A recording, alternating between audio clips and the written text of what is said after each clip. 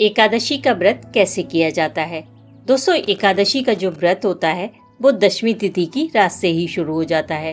रात का भोजन सूर्यास्त से पहले करें। अगर नहीं रह सकते तो सिर्फ सात्विक आहार ले सकते हैं, लेकिन रात के भोजन में चावल बिल्कुल ना खाएं।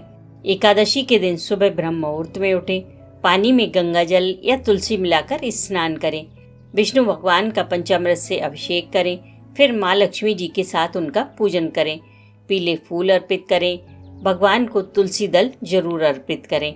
एकादशी की कथा सुने, ओम नमो भगवते वासुदेवाय का जाप करें और पूरे दिन इसी मंत्र का जाप करते रहें।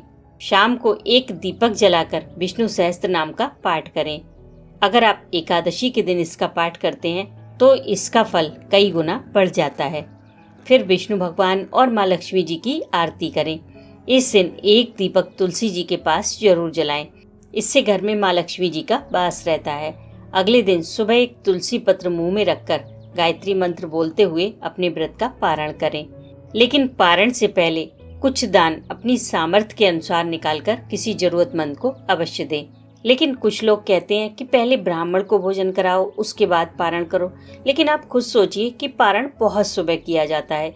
इतनी सुबह पूरा भोजन बनाना संभव ही नहीं है, क्योंकि हमें और भी काम होते हैं। सुबह के समय हर कोई बहुत बिजी रहता है। तो आप ऐसा कोई वहम मन में ना लाएं कि आप भोजन नहीं करा पा रहे हैं। तो आप सूखा राशन, फल या मेवा निकाल कर भी अपना व्रत खोल सकते हैं।